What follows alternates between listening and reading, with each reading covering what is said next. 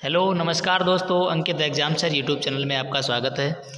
आज हिंदी का practice set number 2 लेकर के आया हूं, जिसमें आपके सभी इम्पोर्टेंट प्रश्नों को इंक्लूड किया है। यदि आपका एसएससी जीडी का एग्ज़ाम है, आप भी एसएससी जीडी की तैयारी कर रहे हैं, तो आपको ये प्रश्न आने चाहिए और हर कम्पिटिटर को ये प्रश्न आने चाहिए, क्योंकि ये सभी के सभी आए हुए और मोस्ट प्रश्न हैं। यदि आपको नहीं आते हैं तो आप भी इसको रिवाइज कर लीजिए और याद कर लीजिए, देख लीजिए किस तरीके का मॉक टेस्ट होता है। और दूसरी बात यह है कि इसमें 25 क्वेश्चन मैंने इंक्लूड किए हैं, तो इन 25 प्रश्नों में आप कमेंट बॉक्स में अवश्य बताएंगे कि आपका स्कोर कितना रहा। वैसे आपके 20 प्रश्न आने हैं, लेकिन मैंने इसमें 25 प्रश्नों को इंक्लूड किया है। चलिए स्टार्ट करते हैं, देखते हैं। पहला प्रश्न है आपके सामने, अतनु शब्द का पर्यायवाची क्या होगा? अतनु शब्द का पर्यायवाची क्या होगा? आपके सामने ऑप्शन है ईश्वर, कृष्ण, कामदेव या बसंत। तो इसका राइट आंसर हो जाएगा कामदेव। आपका ऑप्शन भी नीचे में शो कर देंगे, ऑप्शन भी आपको शो रहेगा। देखिए जैसे कि कामदेव इसका राइट आंसर है। नेक्स्ट प्रश्न देखेंगे, इसमें दिया हुआ है अंधा बगुला कीचड़ खाए का अर्थ क्या होता है? तो इसका राइट आंसर हो जाएगा आपका, मैं डायरेक्ट आपको आंसर बताते चल रहा हूँ क्योंकि आप भी ज़्यादा वक्त ना लेंगे। देखिए इसका राइट आंसर आपका बी हो जाएगा, अभागा सुख से वंचित रह जाता है। नेक्स्ट प्रश्न देखेंगे, हाथी के पाँव में सबका पाँव का अर्थ क्या होता है? जैसे कि बड़े घर में लोग होते हैं, तो भाई साहब बड़े हैं या कोई पिताजी बड़े हुए हैं, सभी हैं, तो आप लोगों को जैसे छोटे हैं तो उनको ना भी कोई पूछे तो भी चलता है, क्योंकि जब बड़े इंसान को पूछ लिया जाता है तो छोटे को कौन पूछे। तो उसी का अर्थ इसमें दिया हुआ है, हाथी के पाँव में सबका पाँव आना, कि मतलब बड़ों के रहते छोटों का क्या पूछना, मतलब बड़ों के रहते छोटों को क्या पूछना। ऑप्शन आपका सी राइट हो जाएगा। नेक्स्ट प्रश्न है आपका, निम्नलिखित वाक्य में गलती बताइए। गलती बतानी है इसमें, तो गलती क्या होती है? जैसे कि यहाँ से हम स्टार्ट करेंगे, हमारा कर्तव्य है मानवता की सेवा करना, मानवता की सेवा करना। तो गलती इसमें देखिए मिल गई है मुझे, यानी की होना चाहिए था, मानवता की सेवा करना, तो आपका ऑप्शन ए हो जाएगा। नेक्स्ट प्रश्न देखेंगे, निम्न वाक्यों में से शुद्ध वाक्य का चयन कीजिए। शुद्ध वाक्य का चयन कीजिए। अब देखिए इसमें क्या कह रहा है, मेरे को घर जाना है, गलत है। मैंने घर जाना है, गलत है। मुझे घर जाना है, बिल्कुल सही है। और मुझको घर जाना है, गलत है। तो इसमें आपका ऑप्शन सी राइट हो जाएगा। नेक्स्ट प्रश्न है आपका, तत्सम शब्द का शाब्दिक अर्थ क्या है? तत्सम शब्द का शाब्दिक अर्थ क्या है? तो इसमें हो जाएगा समान। क्या है? समान। नेक्स्ट प्रश्न है आपका, तत्सम यानी तमस उपन्यास के लेखक कौन है? तमस उपन्यास के लेखक कौन है? तो इसके भीष्म साहनी है। नेक्स्ट प्रश्न देखेंगे, निम्नलिखित में से शुद्ध वाक्य कौन सा है? शुद्ध वाक्य कौन सा है? वाक्य आप पढ़ सकते हैं, बच्चे छत में खेलते हैं, बच्चे छत में खेलते हैं, गलत है। बच्चे छत के ऊपर खेल रहे हैं, बच्चे छत पर खेल रहे हैं, और बच्चे छत के अंदर खेल रहे हैं, ये भी गलत है। अब देखिए इनमें से आप जज कर सकते हैं, बच्चे छत पर खेल रहे हैं और बच्चे छत के ऊपर खेल रहे हैं, तो इसमें राइट आंसर सी लगाना है। क्या? बच्चे छत पर खेल रहे हैं। ओके। नेक्स्ट प्रश्न देखेंगे, निम्न में से पुल्लिंग बताइए। पुल्लिंग क्या हो जाएगा इसमें आपका? जैसे कि पुल्लिंग को कैसे कर सकते हैं आप, खिड़की खुली है, ये पुल्लिंग नहीं होगा, यानी खिड़की खुली है, पुल्लिंग नहीं होगा। जैसे कि बुढ़ापा आ गया, पुल्लिंग हो गया। आबादी थी यानी गलत। मजदूरी की, तो यानी बाकी में प्रयोग करके देख सकते हैं, तो इसमें आपका ऑप्शन बी राइट हो जाएगा। नेक्स्ट प्रश्न है आपका, बीजक किसकी कृति है? सभी को पता होगा कि बीजक किसकी है, कबीरदास की है। साकी शपथ रमैनी बीजक। चलिए उस शब्द का चयन कीजिए जिसका अर्थ गहरे छपे काले, यानी इसका देखिए यहाँ पर सेंस क्या कह रहा है कि मतलब इसका अर्थ क्या होगा, तो इसका अर्थ मुझे निकालना है। देखिए इसमें क्या है, जब मैंने मरुस्थल में एक मरुद्यान देखा तब मैंने चिल्ला पड़ा, मतलब मैं चिल्ला पड़ा। तो मरुद्यान यानी मरुस्थल में, तो पानी, देखिए प्रताप गलत होगा, पानी तथा पेड़ों वाला स्थान, और इसके बाद में घास का चप्पा या जलमार्ग, तो इसका क्या हो जाएगा, पानी तथा पेड़ों वाला स्थान, राइट आंसर हो जाएगा। देखिए इसमें भी वही कह रहा है, मतलब जो है कि उस शब्द का चयन कीजिए जिसका अर्थ गहरे छपे हुए विलोम का अर्थ है। मतलब देखिए इसका पूछ रहा है, इसका अर्थ तो देखेंगे, गुजरात में हजारों लोगों की मिलावटी नकली शराब के कारण मृत्यु हो गई। तो ये क्या है?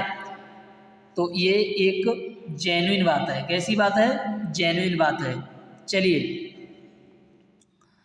निम्न में से एक तत्सम शब्द छांटिए या छांटकर बताइए। तत्सम शब्द तो अनजान, रच, पत्ता या घोटक। देखिए मिल गया, यानी घोटक होता है घोड़े का तत्सम, तो घोटक आपका राइट आंसर हो जाएगा। नेक्स्ट प्रश्न है आपका 99 के फेर में पढ़ना। बहुत से लोग गांव में वही बोल देते हैं या एक दूसरे की तुम तो 99 के फेर में पढ़ गए हो, यानी बहुत ज़्यादा बिजी हो गए कमाने के चक्कर में या पैसा कमाने के। मुहावरे का सही अर्थ क्या होगा? धन कमाने में लगे रहना, मूर्खता के कारण कार्य बैठना। ये देखिए ये तो गलत ही है। फिर इसके बाद में किसी के चक्कर में पड़ जाना, ये भी गलत है।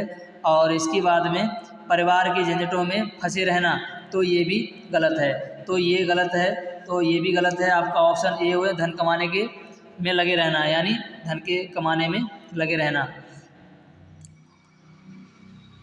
जो किसी भी पक्ष में न रहे, वाक्य खंड के लिए एक शब्द होगा। मतलब जो किसी के पक्ष में ना रहे उसके लिए क्या रहेगा? तो तटस्थ इसका आंसर हो जाएगा। नेक्स्ट प्रश्न देखेंगे, निम्न में शब्दों का विषय, निम्नलिखित शब्दों का विषय संयोजन कौन सा है? तो देखिए रस्सी तद्भव है, सरकारी फारसी शब्द है क्या? लीची तुर्की शब्द है क्या? या पुरोहित तत्सम है क्या? तो इसका राइट क्या हो जाएगा? रस्सी तद्भव है, ये सही हो जाएगा। नेक्स्ट प्रश्न है आपका, डॉक्टर शब्द की अ ध्वनि किस भाषा से आई है? अ यानी अ ध्वनि किस भाषा से आई है? फ्रेंच से, जर्मनी से, रूसी से या अंग्रेजी से? तो इसका राइट हो जाएगा कि अंग्रेजी से आई है। नेक्स्ट प्रश्न देखेंगे, इसमें दिया हुआ है कुंजर का अर्थ होता है। तो कुंजर का अर्थ क्या होता है? हाथी। इसका राइट आंसर हो जाएगा हाथी हो जाएगा।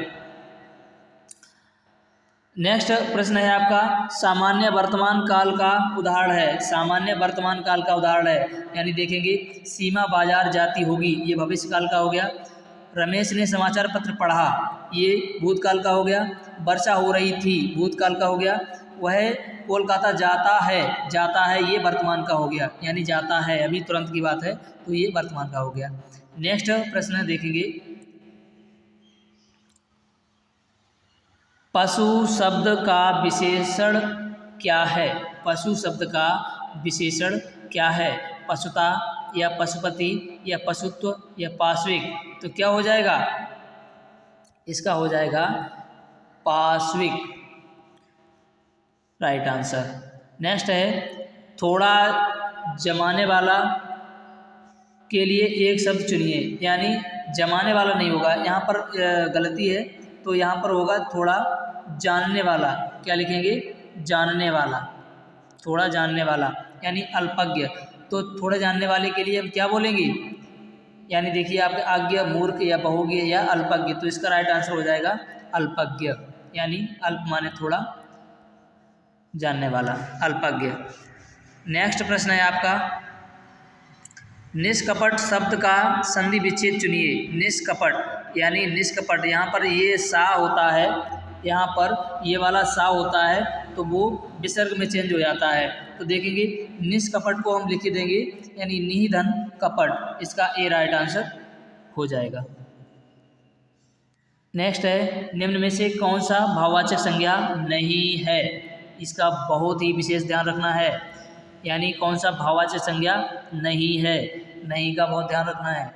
तो इसमें देखिए लंबाई, ये इसका भाव है, सही है, तो मैं इसको सही नहीं कह सकता हूँ। वैसे इसका राइट आंसर क्या हो जाएगा? राइट आंसर हो जाएगा इसका बी, यानी बहन नहीं है। देखिए दया, ये भी एक गुण है, तो ये भाव है, ये भी भाव है, ये भी भाव है, लेकिन ये बहन कोई भाववाचक संज्ञा नहीं है। नेक्स्ट प्रश्न देखेंगे, भीषण शब्द का विलोम है। भीषण शब्द का विलोम है आपका, तो इसमें क्या है? भीषण शब्द का विलोम हो जाएगा सौम्य। क्या? सौम्य हो जाएगा। नेक्स्ट प्रश्न है आपका, नीचे दिए गए वाक्य में कौन सा अशुद्ध है? नीचे दिए गए वाक्य में कौन सा अशुद्ध है? तो देखिए अब आप वाक्य में प्रयोग कर सकते हैं, गांधी जी के निधन से देश में दुख छा गया। अब इनमें किस वाक्य में गलती है? आप कमेंट बॉक्स में बताएंगे। आप कमेंट में बताएंगे यदि आपको आता है तो, और नहीं तो कमेंट में मैं इसका आंसर बताऊंगा। ओके, और इसी प्रकार की नेक्स्ट हिंदी की सीरीज प्रैक्टिस सेशन के लिए आप मेरे चैनल को सब्सक्राइब कीजिए और बेल आइकन को प्रेस कीजिए, ताकि मैं अगली प्रैक्टिस सेट वीडियो कल जब डालूं तो आपके पास नोटिफिकेशन पहुंच सके। Thank you.